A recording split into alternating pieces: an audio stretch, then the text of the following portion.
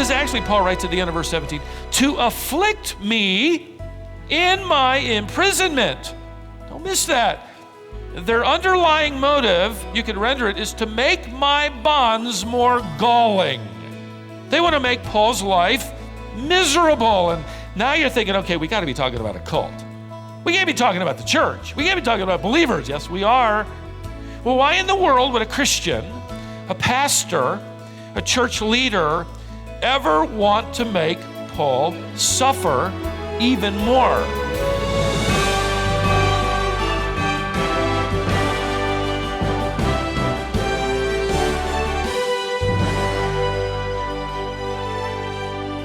Did you know that many Christians in the early church abandoned Paul? They didn't come to his defense. They gossiped about him. Some even considered his suffering to be judgment from God. But as surprising as that is, what's more surprising is the way Paul responded to it. This is wisdom for the heart. Stephen Davey is in a series called Moving Forward. There's an expression that's sometimes used in our culture called mudslinging. It's a phrase we use when someone tries to make another person look bad. Has that ever happened to you? Keep listening to learn a biblical response. Well, in any election season, you know how all of the rhetoric sort of ramps up and the brochures start flying and filling up your mailbox. And those of you who are in leadership, whether in the church or in the marketplace, can sympathize with political candidates on both sides of the aisle, simply because you understand the impossibility of being able to fully defend your record and your reputation. I was reminded of this all over again in this most recent election cycle. In fact, I know a few men who ran for office. I'm sure each candidate probably felt like they were running uphill. Those 30-second commercials can be devastating.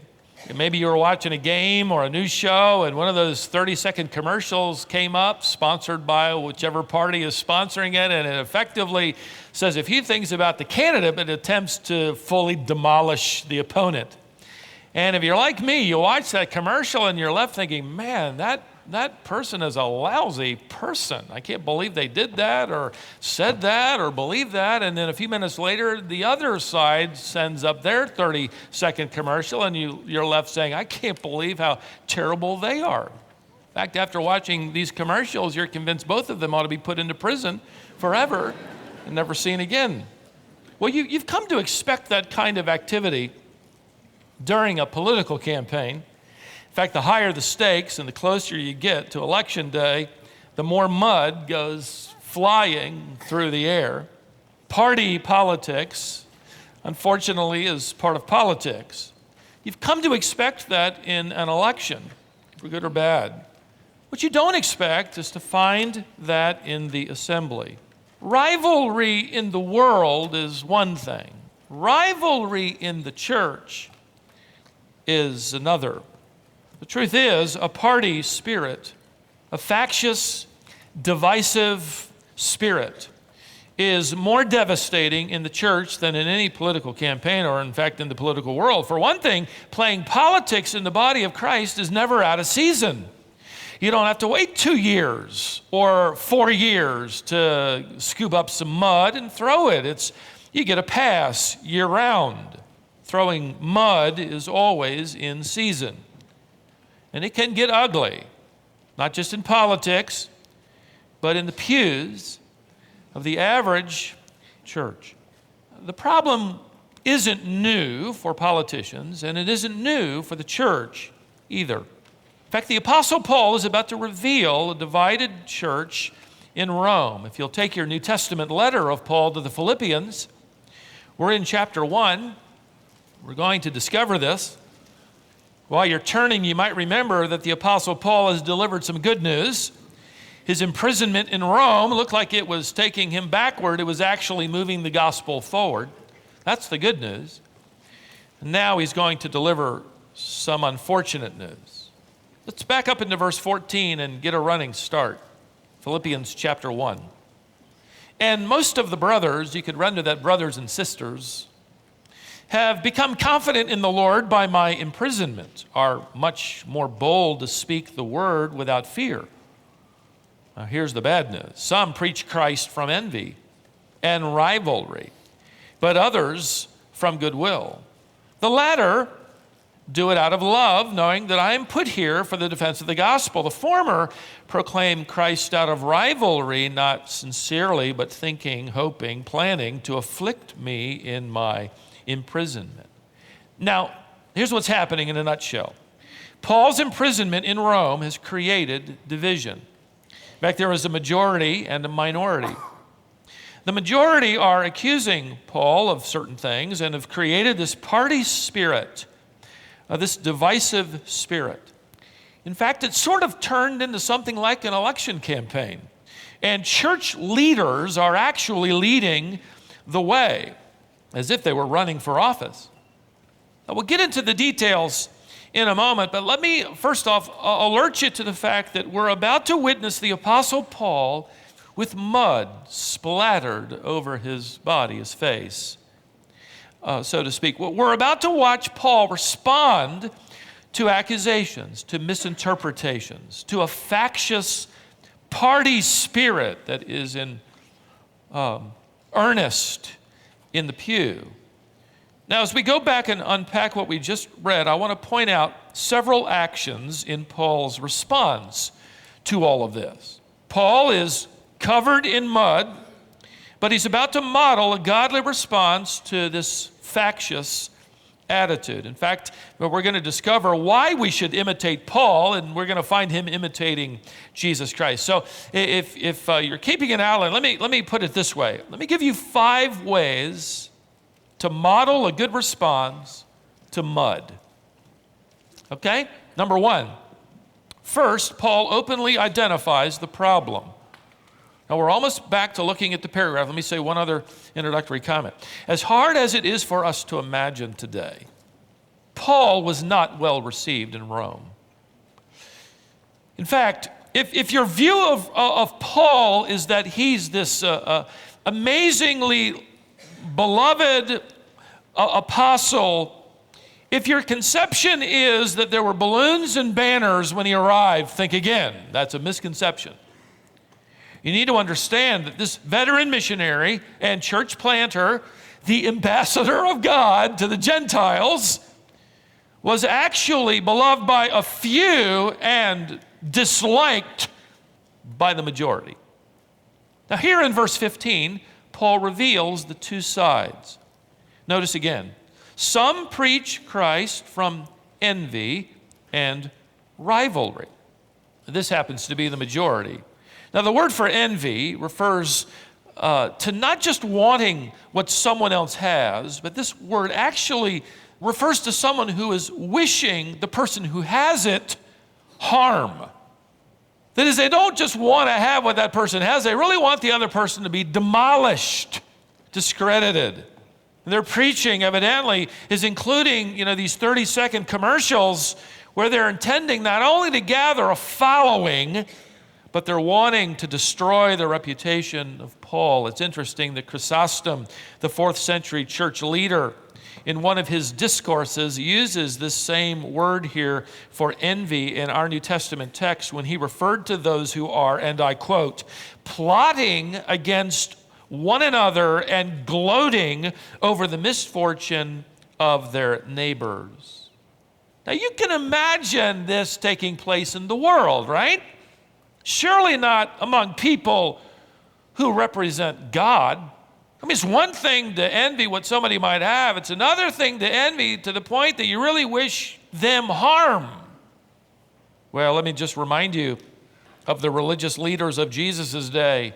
You remember how they were complaining and they're bellowing over how Jesus has upset the traditional cart and that he is not respecting the temple. In fact, he's threatening to destroy the temple and he's blasphemed God and he's not washing his hands and they need to protect their heritage. They need to protect, their religion. We need to protect the sanctity of the temple. All that sounds great. Mark just kind of, in his gospel, Mark pulls down that mask and says, even Pilate knew that they were handing him over because of Envy. Same word used here. The religious leaders really just wanted to protect their turf, their following. So Paul is openly declaring the truth of the envy of these leaders, these churches, even these pastors who are preaching Christ. And by the way, they do know and believe the gospel of Christ. It's clear these are not false teachers.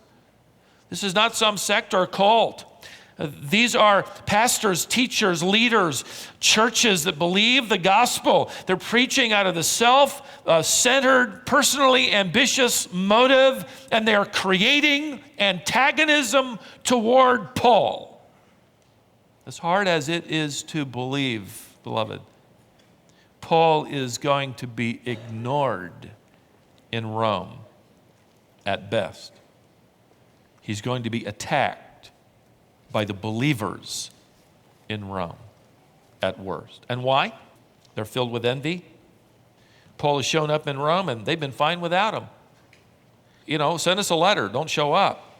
They frankly don't want their little following to lose interest in them and potentially follow him. So Paul attributes this attribute or this characteristic to them. Now he goes further and he attributes a really devastating characteristic. Not only are they envious of Paul, he adds in verse 15, they are preaching with rivalry. Your translation may read selfish ambition or contention. One linguist wrote this word rivalry from Arimathea actually relates to political maneuvering and election intrigue. And when I translated that word and did a little study, that's what kind of set the theme as to what's happening here. In other words, these pastors and churches and leaders are canvassing for votes and attention and support, and Paul is in their way. He's on their turf. I mean, this is politics in the pew at its worst. And they're willing to go to any length to keep their churches from any sense of loyalty to the Apostle Paul, of all people. By the way, this explained for me something I've never quite understood. In fact, you might want to turn over, hold your finger here, and just turn over to 2 Timothy chapter 1. 2 Timothy chapter 1, where Paul writes something that I didn't quite understand until Philippians chapter 1. He says this, as he's writing, he is incarcerated. This is near the end of his life after spending several years in Rome. He says in verse 16 of 2 Timothy chapter 1, may the Lord grant mercy to the household of Onesiphorus, for he often refreshed me and was not ashamed of my chains. Note that in your memory. I'll refer to it again. He was not ashamed of my chains. Note this. But when he arrived in Rome, he searched for me earnestly and found me. Are you serious? Onesiphorus arrives in Rome and he has to search diligently to find out where Paul is staying? The churches and leaders have so completely abandoned Paul that a few years after he'd arrived, nobody even knows now where he's living. No wonder Paul comes to the last few lines of this same letter. If you look over chapter 4 and verse 16, and he says right in the middle of the verse, but all have deserted me. All have deserted me. And why? Back to Philippians chapter 1, envy. Envy, you've got something I don't have and I want it and I don't want you to have it anymore. Rivalry, you're getting more attention than me and I don't want you to have any of it because I want all of it.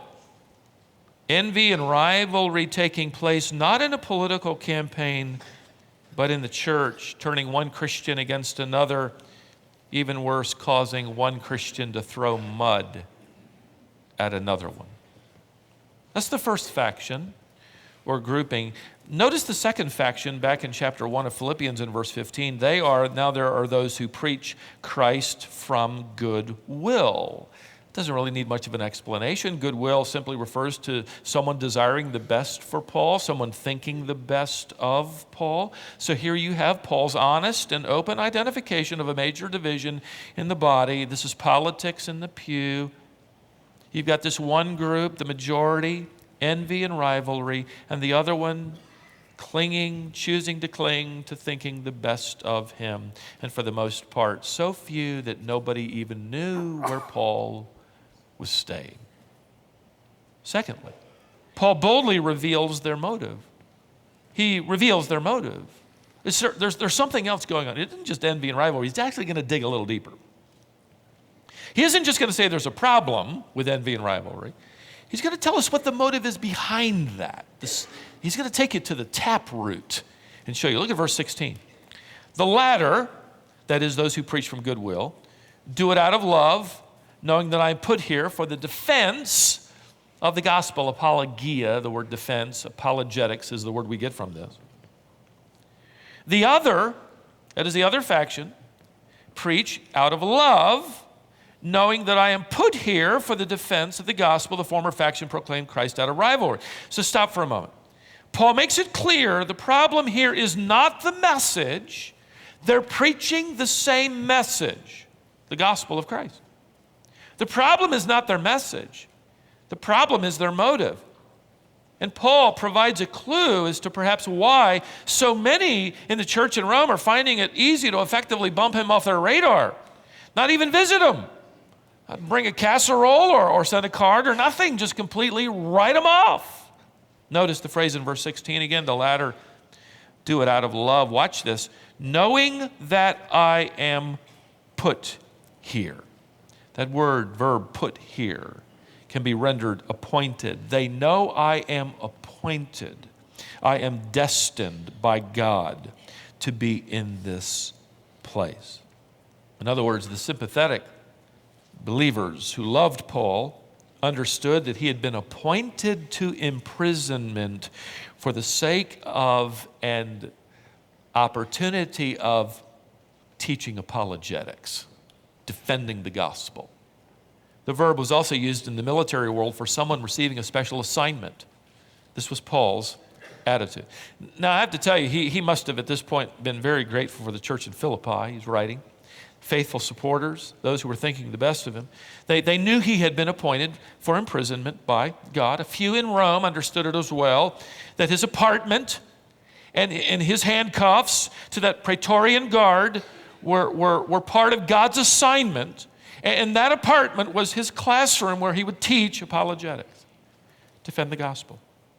Notice, on the other hand, this ambitious faction, verse 17, they have a different motive. He goes deeper than just envy or rivalry. Notice, their motive is actually, Paul writes at the end of verse 17, to afflict me in my imprisonment. Don't miss that. Their underlying motive, you could render it, is to make my bonds more galling. In other words, they want to pour salt in the wound. They want to make Paul's life miserable. And now you're thinking, okay, we got to be talking about a cult. We can't be talking about the church. We can't be talking about believers. Yes, we are. Yes, we are. Well, why in the world would a Christian, a pastor, a church leader, a believer, ever want to make Paul suffer even more? I personally think the clue is given to us in this deeper motive, and it tells us what's going on behind the scenes. First, let me just take you back to that scene. Historically, this is a culture in which a prison had a huge stigma attached to it, and a prison sentence would, for the most part, end your credibility forever. Much of that stigma has remained to this day. One historian writes of Paul's generation, Paul was certainly aware that his incarceration reflected negatively on his credibility. In other words, it's hard to say you're right when you're handcuffed. They understood that prison, this man writes, was a place of dishonor. Considerable pressure was exerted on those who knew a prisoner, get this, to treat him with revulsion or to abandon him entirely. Could that be the case with Paul? I think so. In fact, it explains Paul's remark to Timothy that I ask you to just tuck away in your memory, where he says, when Onesiphorus came to see me, he was not ashamed of my chains. He wasn't ashamed. He was willing to bear the stigma of associating with me. Let me add to that another thought. Keep in mind, these Roman believers had certainly heard how God had rescued Paul earlier from prison. You remember that wonderful story, the earthquake, and the chains fall off, the jailer gets saved. Man, that's a story for the church, isn't it? That'll make, the testimony meeting. Why not now? Why not now? I wonder. No miracle. Surely they had heard of Peter's miraculous escape. The angel appears, his chains fall off. He walks right through past all the guards who didn't see him while we're sleeping. And that's God's work. That's great. Wait, that's not happening to Paul. He's stuck. He's been there for years, a couple of years now. I wonder. You can almost see where they're going. Their underlying motive of wanting Paul to suffer in prison was more than likely based on their belief that Paul's chains were his own doing. God would never allow his chief ambassador to languish for years in prison unless something was wrong with Paul himself. John MacArthur, in his commentary on Philippians, did a wonderful job just sort of imagining all the possible things that people could have been saying about Paul's imprisonment that would eventually cause them to abandon him. We know they did. He said it so well, I've just sort of edited it down from pages to a paragraph or two. Let me go through them quickly as bullet points. He said this, well, like Job's friends, counselors, there would have been envious preachers in Rome claiming that Paul's imprisonment was the Lord's punishment for some secret sin. I mean, if we could see behind the scenes, there's probably something going on. Or, still others might have thought that the Lord kept Paul in prison because of his inadequate and misleading preaching of God's word. God just needed to shut him up. Others may have thought that Paul was old-fashioned and that a more relevant approach was needed to reach the sophisticated people of Rome. He's outdated. Others may have argued that if Paul had been completely uncompromising and true to the faith, he would have been martyred long beforehand. He's evidently made a deal with the Romans to protect his life and secure favorable treatment. Many of them probably didn't know the Philippians were paying the rent on the apartment. Paul's in an apartment. He's got a deal going on. He's saving his neck. Still others might have maintained that Paul was in prison because he lacked the victorious faith that would have gained his release. His prayers in the past were more powerful. Now they aren't. He's still imprisoned. He's obviously failing to tap into the Holy Spirit's power. Others would have claimed that the very fact that they were free to preach and Paul was in prison was proof enough that God was finished with Paul and was now going to use them instead. It's well put. Paul is out of the way, and now those of us who matter to God can get on with it.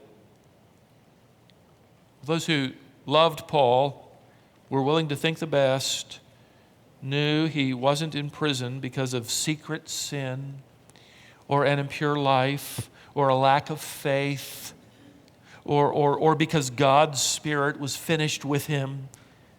No, in fact, beloved, listen, these Philippian believers would have known that Paul is receiving his most difficult assignment from God ever. An appointment from God that would require the greatest faith. An assignment that would depend upon the purest life, the most persevering trust in the Spirit of God that he has not abandoned him. Listen to what he wrote Timothy during these days.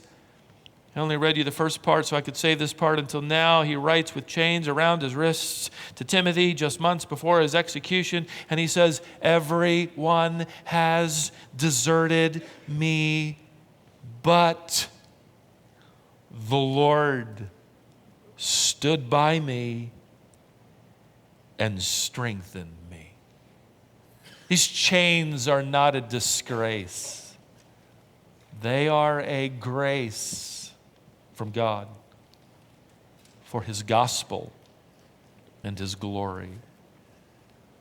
Paul openly identifies the problem. He boldly reveals the motive. And I think we can begin to appreciate now the third point, and that is this. Paul graciously resists retaliation. Verse 18. Look at that first phrase. What then? Stop there. That's a sermon. Oh, it was tempting. What then? You could translate that, so what? Well, so what? What about it? In other words, what does it really matter if I'm loved or hated? This is God's assignment. Maybe for you, beloved, this morning, this is the message you need from God more than any other right now. Those handcuffs, those chains, those misunderstandings, those misinterpretations, that dishonor, that abandonment. You came in here, we can't see it, but you're splattered with mud. Verse 18, look, it should have opened with something more like, well, let me tell you a thing or two. Let me set the record straight and go on for a chapter or two. Wait till I get a hold of you guys.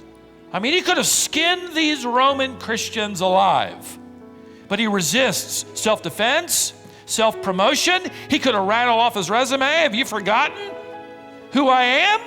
The apostle of God to the Gentiles? Have you forgotten my epistle? Have you forgotten my past? He could have reminded them of it all. No, that's how you respond if you want to jump into the political fracas. And Paul refuses to play the game.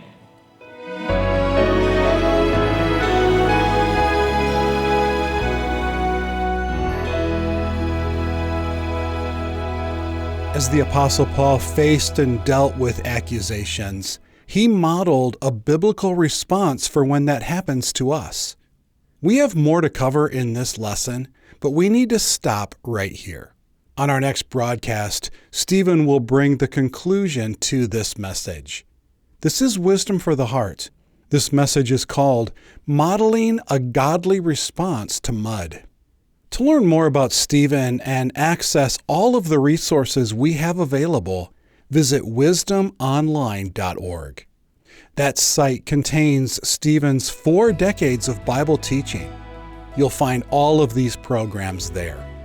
You'll also find Stephen's second daily program called The Wisdom Journey. Visit wisdomonline.org. Then join us back here next time for more Wisdom for the Heart.